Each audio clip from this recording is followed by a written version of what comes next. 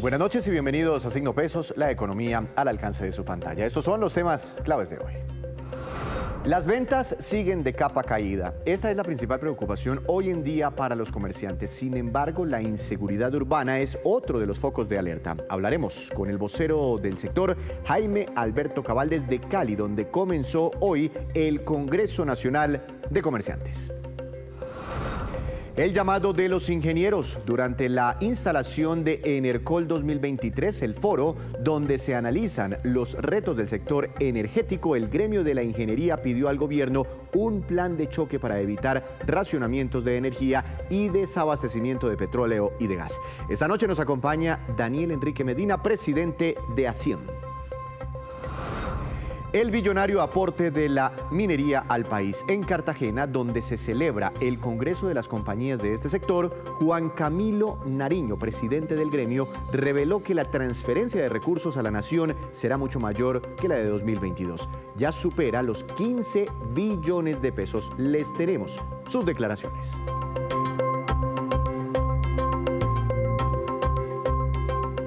Y comenzamos esta emisión de Signo Pesos hablando de las preocupaciones que tienen los comerciantes del país, quienes piensan que la economía, que el país en términos generales va mal. El tema está siendo discutido hoy y seguramente mañana también en la ciudad de Cali, donde se realiza el Congreso del Gremio de los Comerciantes. Allí está nuestra compañera Luisa Polo, enviada especial de Signo Pesos, para conversar con su vocero Jaime Alberto Cabal. Luisa, buenas noches y adelante. Los saludos del Congreso Nacional de Comerciantes y Empresarios en la edición número 78 desde la capital del Valle del Cauca, y vamos a ampliar el tema con el presidente de FENALCO, doctor Cabal. Bienvenido a Signo Pesos, muchas gracias por acompañarnos. El mensaje central de este gran Congreso Nacional. Bueno, el Congreso lo hemos denominado un año después hacia dónde va Colombia, y hemos hecho un completo análisis desde lo político, desde lo económico, desde lo social, la seguridad. Y la respuesta de todos nuestros empresarios es que considera que el país no va por buen camino y que aún hay tiempo de cambiar el rumbo y aún hay tiempo de corregir los errores que ha tenido el presidente del gobierno. Entonces, en ese sentido también hemos hecho propuestas. En el diagnóstico de la economía no solamente está cayendo el comercio, sino sectores tan importantes como la agricultura, que crece al menos 1.4 en el segundo trimestre, e igualmente como la construcción menos 3.7, de la misma manera la industria el 4%, el comercio el 3.2%, y eso amerita medidas de reactivación como las que hemos propuesto en el día de hoy.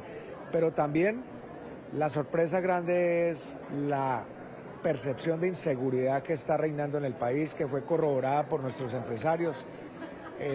Y las cifras del Ministerio de Defensa dicen que, con excepción del delito de homicidios, todos los demás se han incrementado: el hurto al comercio, a las residencias, el secuestro extorsivo.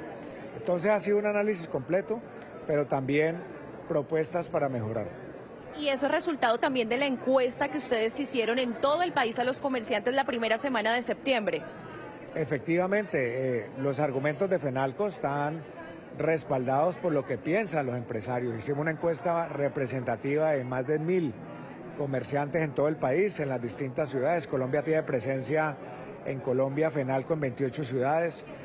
Recordemos que el 93% son MIPYMES, o sea, pequeñas y medianas empresas, microempresas, tiendas de barrio, y opinaron cosas que sorprendieron, ¿no? El 84%, por ejemplo, considera que la inseguridad se ha incrementado totalmente, el 76% cree que el país desde el punto político no va bien, el 68% lo dice desde el punto de vista económico.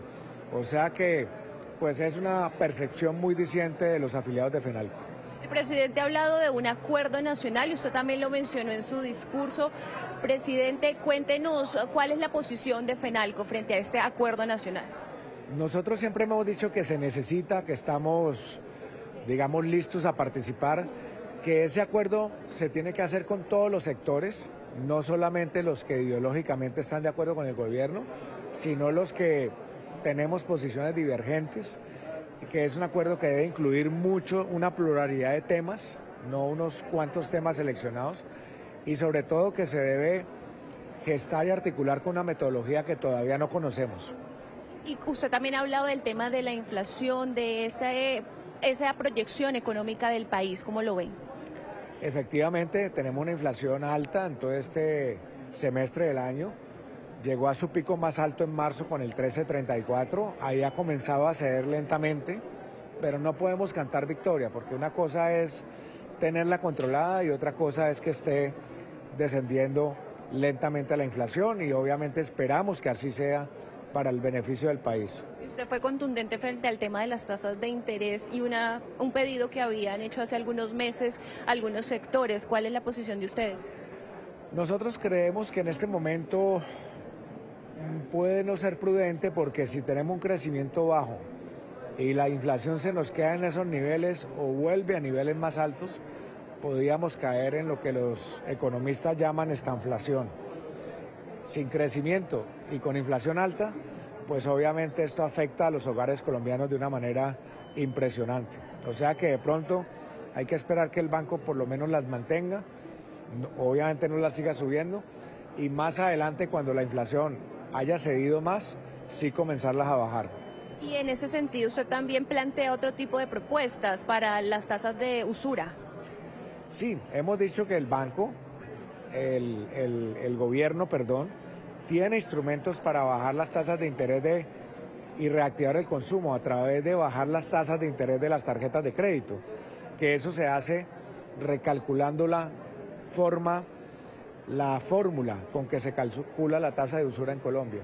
Si se recalcula y esa tasa de usura va a la baja, las tasas de interés de las tarjetas de crédito van a la baja y el consumo vuelve y se estimula. Porque esa es una de las preocupaciones, el bajo consumo. De acuerdo, esa es una de las grandes preocupaciones, que el bajo consumo ha repercutido en una baja sustancial de las ventas del comercio. ¿Cuáles son esos sectores más afectados del comercio?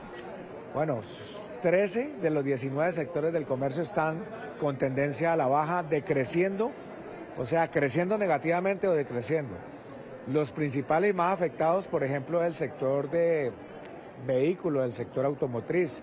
Está muy afectado el de equipos de sonido, el de equipos de cómputo y tecnología. Muy afectado el sector de moda, confecciones y calzado. Está muy afectado el de insumos de la construcción y ferreterías, porque obviamente la construcción está declinando. Pero lo grave es que 13 de los 19 van con tendencia a la baja. Ya para ir cerrando, doctor Cabal, también se va a abordar aquí el tema de la reforma laboral, que ustedes también han manifestado su preocupación. Efectivamente, el proyecto de reforma laboral será motivo de un panel. Se invitó a la ministra para que la defienda, y abogados y obviamente congresistas para tener esa discusión. Eso se va a celebrar al final de esta tarde, y esperemos que quede muy claro que la posición de FENALCO es seguir considerando que este proyecto de reforma laboral no es bueno para el país, no genera empleo, no resuelve el problema de los informales y por el contrario incrementa los costos laborales, que lo que va a hacer es generar una destrucción del empleo que tenemos. Y sobre el salario mínimo, ya para terminar, doctor Cabal. Muy temprano, dejemos eso para meses más adelante. Pero usted hablaba ahí que depende también de la inflación. Yo creo que no es prudente todavía hablar de salario mínimo, pero tampoco es prudente incrementarlo en niveles tan altos como los del año pasado, muy por encima de la inflación. Hay que esperar cómo termina la inflación. Muchas gracias por acompañarnos y por su tiempo. Es el doctor Cabal desde el Congreso Nacional de Comerciantes y Empresarios desde Cali. Gracias, Luisa. Se viene una gran discusión sobre el incremento en el salario mínimo para el próximo año en medio de un escenario todavía con alta inflación para nuestro país. Hacemos una breve pausa, pero cuando regresemos espere el pedido que hizo hoy el director de Planeación Nacional sobre las tasas de interés. Ya les contamos.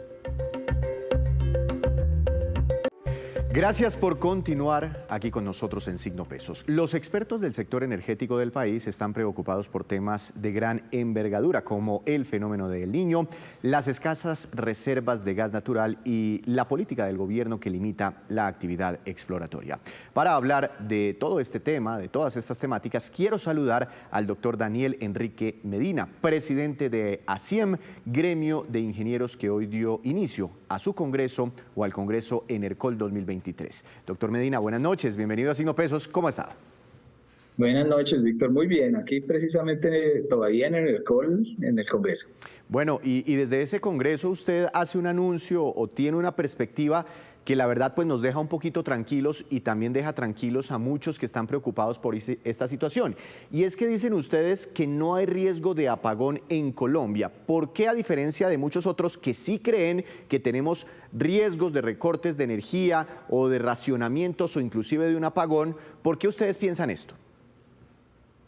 Bueno, yo creo que lo podemos explicar con una analogía, que es cuando usted juega ajedrez y como que está preocupado porque le van a dar un jaque mate.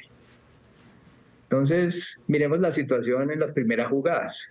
En las primeras jugadas tenemos, según las previsiones de los proyectos que van a entrar de generación, aproximadamente unos 8 gigas.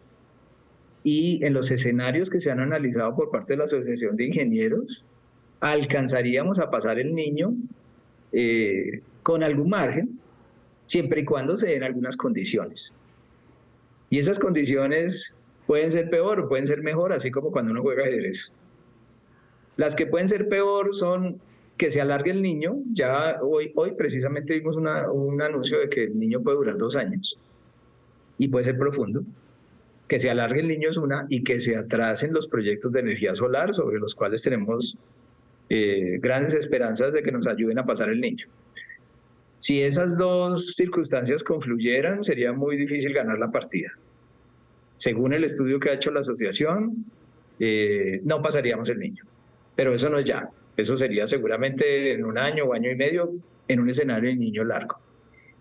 Como están dadas las cosas hoy, con los proyectos que van a entrar, con Hidroituango, los 600 megas y los proyectos solares, que son casi el 80% de la expansión que esperamos hacer, pasaríamos el Niño bien.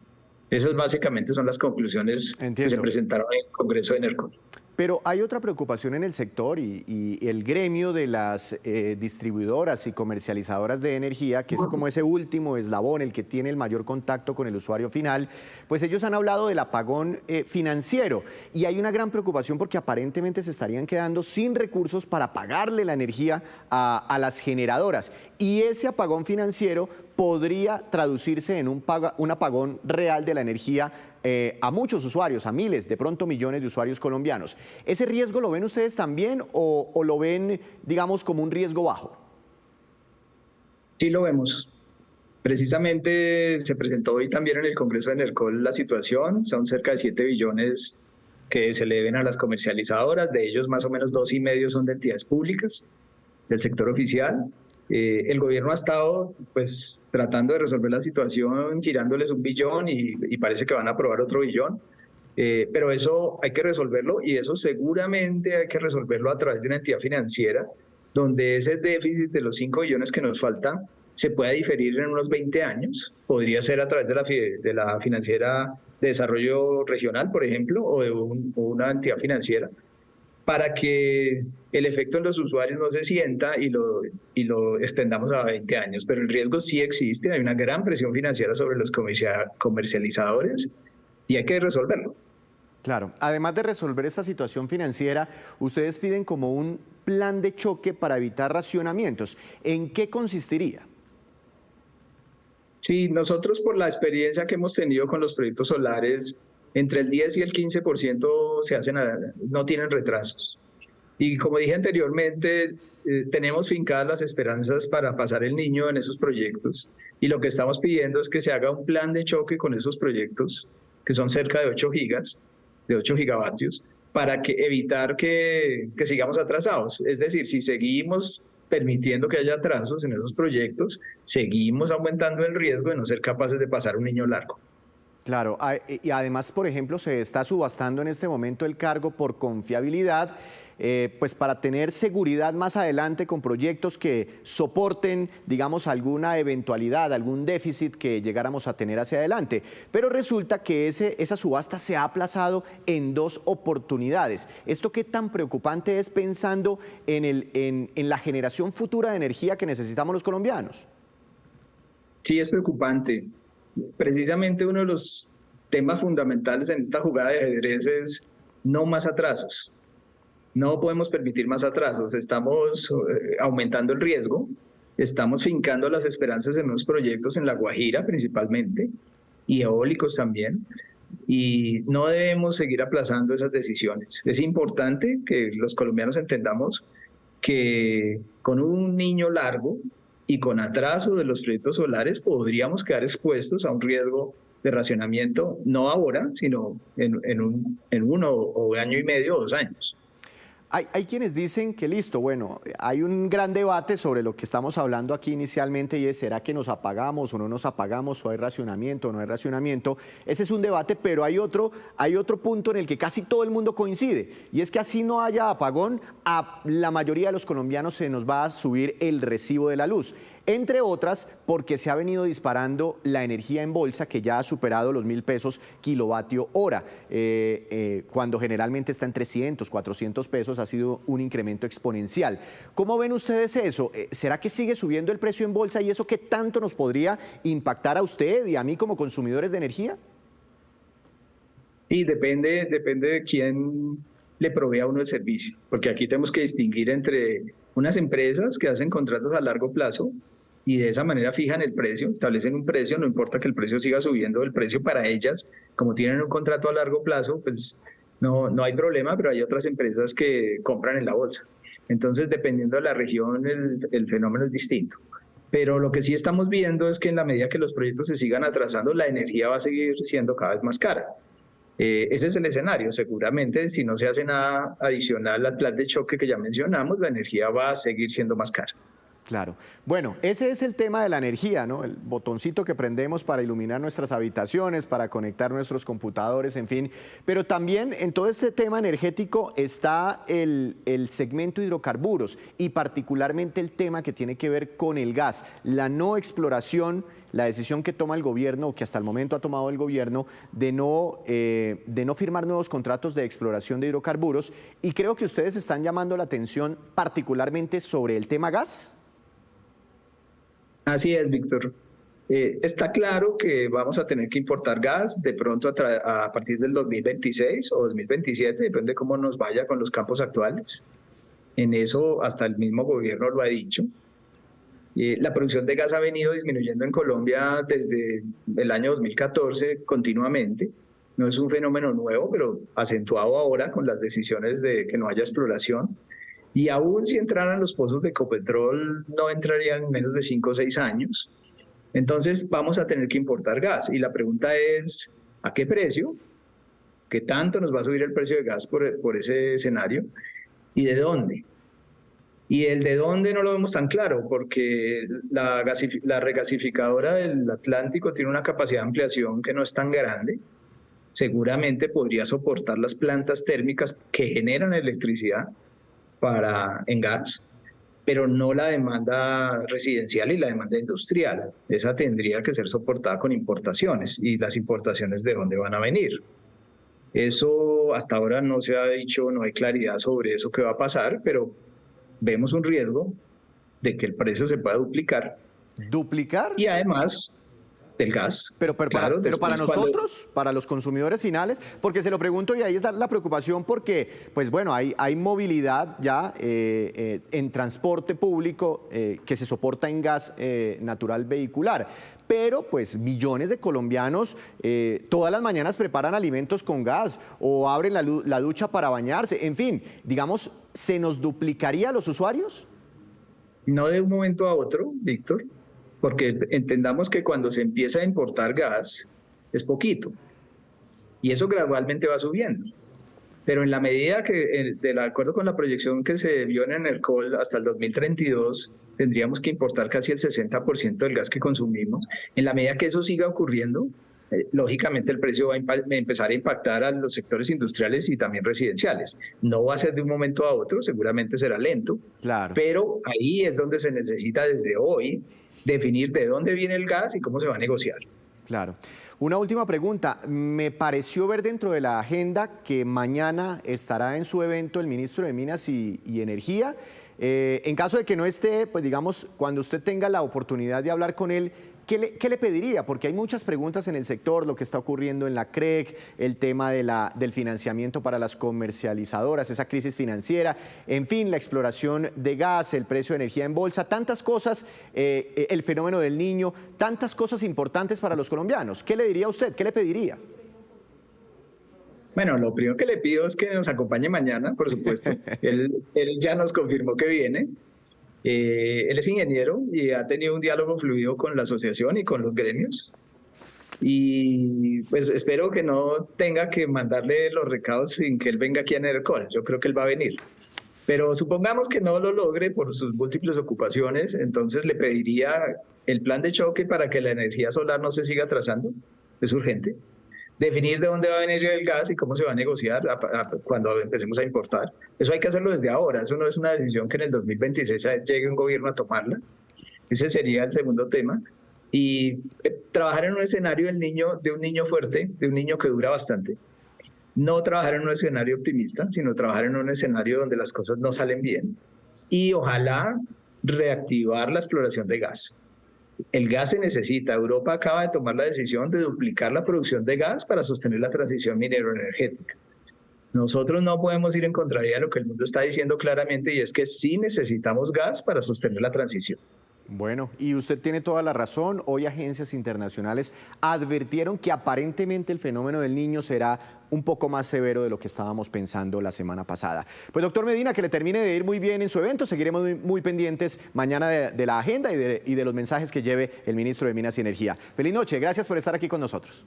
Feliz noche, muchas gracias, Víctor. Uno de los temas del momento, el sector energético.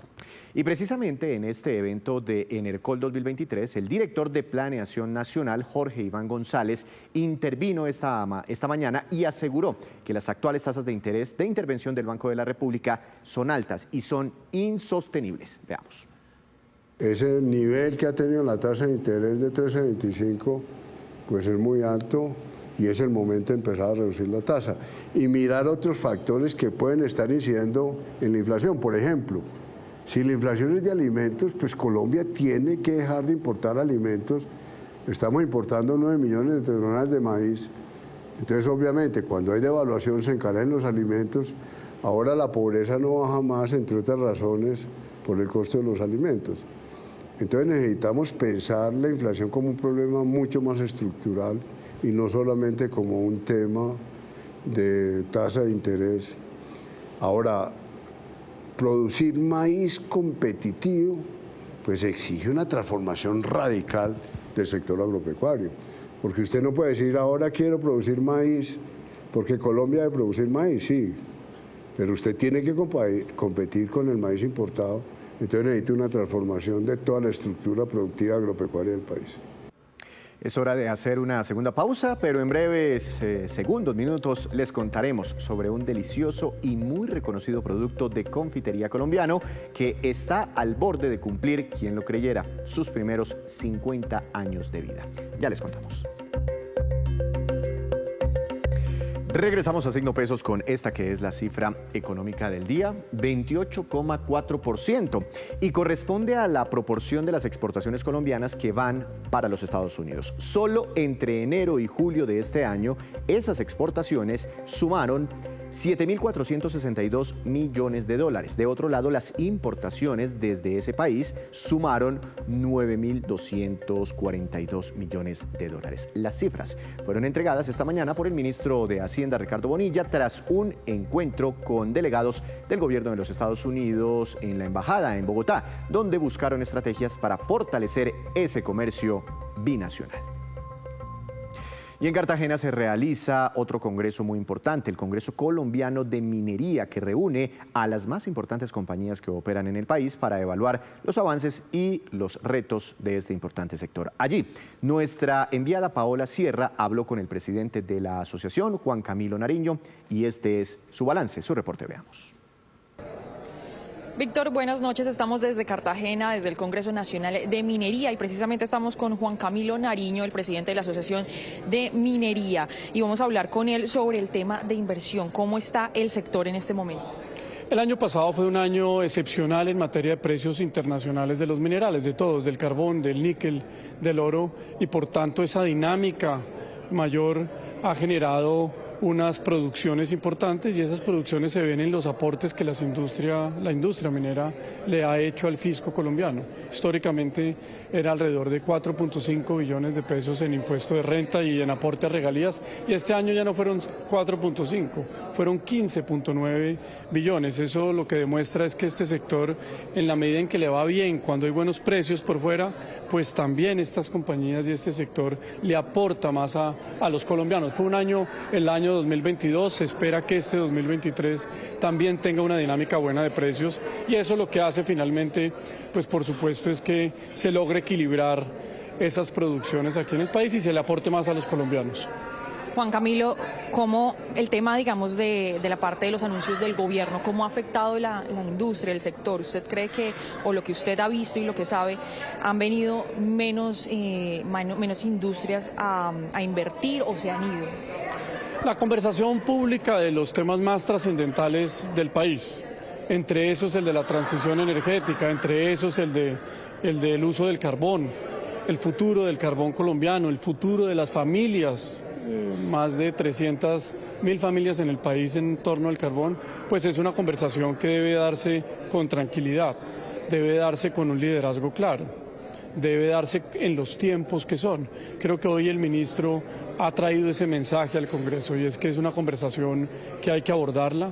Nos ha propuesto un acuerdo nacional en relación con el futuro de la industria minera, y pues por supuesto eso es algo que este sector recibe muy bien.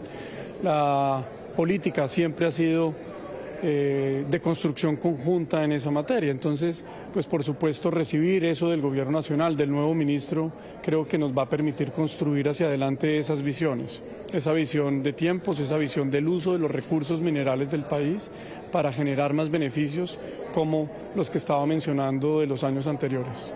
Juan Camilo, ¿pero se han ido empresas del país por esos anuncios? Yo creo que hay una combinación de dos cosas de las compañías que salieron ya un tiempo, sobre todo en las fases iniciales de exploración. Y es una combinación de la inseguridad en el territorio. Creo que ahí hay un llamado que todo el sector productivo le hace al Gobierno Nacional de ejercer control en esos territorios y darle garantías a la inversión.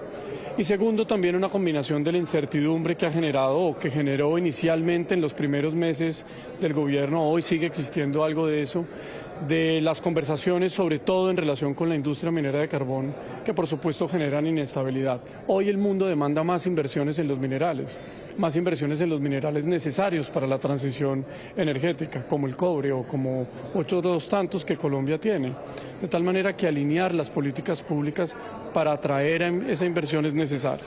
Y dentro de esa alineación, el liderazgo de una conversación tranquila, ordenada, por parte del Gobierno Nacional en relación con la minería colombiana es muy importante.